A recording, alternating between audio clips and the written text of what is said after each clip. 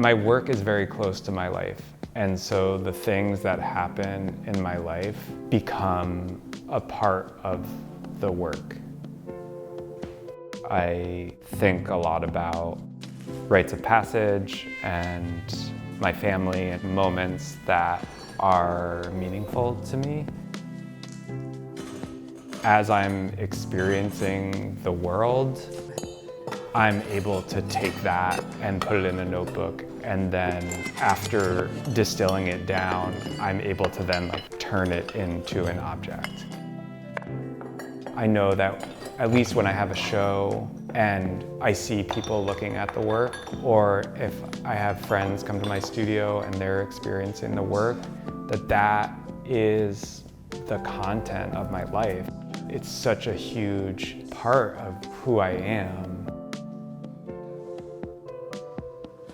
I used to primarily just make drawings. Like when I was growing up, I would always draw quite a lot as a child, and I would just fill up notebooks and notebooks. That was a way that I was kind of figuring out who I was as a person, trying to understand the world around me. I spent a lot of time in my early 20s in the Southwest in northern Arizona, and was doing a lot of outdoor adventure kind of things. And eventually I took a painting class and I started getting into the practice of art making and having a studio. I think I made paintings for about a year and a half, and then I took a ceramics class and I just fell in love with it. I couldn't stop, and I was doing a lot of figurative work with painting, but I wanted to make the thing real. There's something about the material of clay that's so alive to me, and I wanted to put my imagery into that, and it really deepened my relationship with the images, the tactile part of clay, the way that it feels on my hands. It just feels very good to me, very nurturing, very healing, and it's a way that I'm connecting with the earth. The origins of its relationship to humanity are thousands of years old, and I get to connect with that. That feels really special to me, to be part of a lineage in some way. I feel a really close relationship to nature. That's what a lot of my work is about, is really just being in nature and having a moment when a deer walks by and making contact, or sitting under a tree and just having a moment where I feel not so wrapped up in myself and my identity, but just one part of this bigger thing. For this body of work, for the outlines, I would have a collection of images that I'd be choosing from, mining contemporary art, mining more historical artworks, especially a lot of artworks from illuminated manuscripts from the Middle Ages. I go through periods where I'm going to museums and galleries a lot and looking at art books and looking a lot on the internet, and then I sort of shift gears and I will start doing drawings based on the images that I've been looking at. Those drawings are a combination of the artworks I'm seeing in museums and just the things that are coming out of my head. And then I shift gears again, and then I start actually making those things. Even though I'm not a painter, most of the art that I love are paintings. There's something about encountering a painting that makes a lot of sense to me, and those are the times when I'm at a museum or a gallery or someone's studio and I encounter a painting on the wall that I have this moment of transference or this moment of deep feeling. And so it makes sense for me that my work would be on the wall, and also because it's based so much in drawing.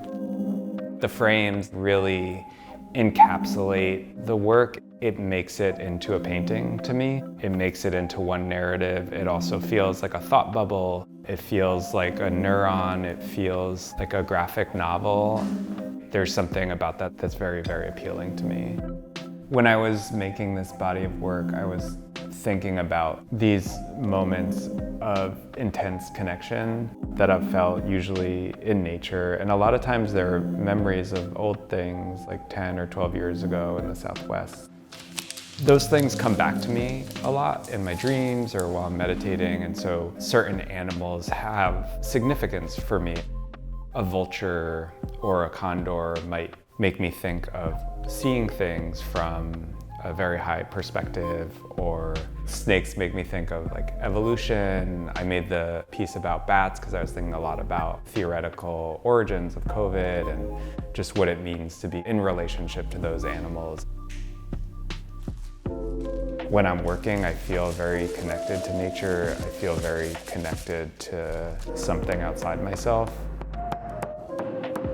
You know, I grew up in American culture where there's like these ideas of masculinity being very tough and very strong. And I think sometimes maybe I feel that way, but a lot of times I feel very tender and I feel very sensitive. I think that for whatever reason, like in my mind and probably in a lot of people's minds, like those aren't very typically masculine things. I feel so embraced by nature, and I'm curious about what it would feel like to embrace other beings in that very sensitive and open way. And I think there's something about the openness in the outlines that bring that to mind. This work was made when my daughter was like 2, 3, 4. Now I'm starting to have more extended time in the studio because she's at school, but in those times it changed how I work because I was like, oh, I can just make a part of something for a couple hours and then wrap it up, and then the next day I can come start a new part. It's all piecemeal. I mean, being a dad, it's changed me so much to have this person that I'm responsible for and this person that I love so much.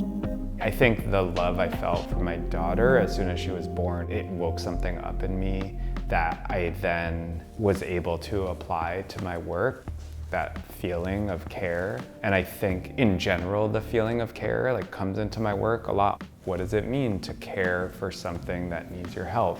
What does it mean to be taken care of by the earth, by another person? I feel very tender about my work. I care about it a lot. And part of my process is transporting it to fire it, and also when it's done, packing it up and taking it to, have an exhibition. And I do that very intentionally, and I treat them as important objects. I care a lot about my work, and I've only recently begun to feel comfortable letting go of it and selling it. After 15 years of having a pretty serious practice, I'm ready to start letting things go, just in the last couple of years, and it feels good. I get the pleasure of making them, and I'm making so much now that I don't need to have them anymore. And it didn't always feel that way. I would give things and I would have to stop myself from calling the person to ask for it back. But I want to let them go now, and I want people to have their own narratives and stories about them, and to be able to talk with them and to be able to live with them over time. Kind of have a slow experience of my work, because the work is actually very slow. It takes a long time to make. It's not immediate. I mean, it would be so exciting to think that someone would have something and actually get to know it better than I know it, have it for longer than I've had it. Working with clay, it's taught me patience. It's also taught me a lot of discipline and this idea of care, and kind of staying with something, because you really have to stay with it to bring it through. And I think there's something in that relationship, the caretaking relationship, that I'm still sort of grappling with and trying to understand. But it's very complex, and it's a really special thing, and it's really hard a lot of the time. For so long after my daughter was born, I kept forgetting how old I was, because I was only thinking of time based on what her age is. It's made every moment in the studio very precious, and I'm very intentional about what I do here. I mean, I think in some ways it's made my practice feel more serious. I feel more ambitious, because there's a lot riding on it, and I have a lot of responsibility, and I'm trying really hard to give something to the world. And I think that I feel differently about that now that I have a child, and I know that she's gonna be in the world longer than me, presumably. And so I wanna provide something for her. I do wanna provide something to the world that's my unique voice that I can leave here because my time is so temporary. I think there's something about seeing life start that makes me think a lot about life ending, and just understanding that my time is very finite. I only have a certain number of working years, and it feels like the pressure is on, but it's in a good way. I want to get this stuff out, and I want to complete it and move on to the next thing.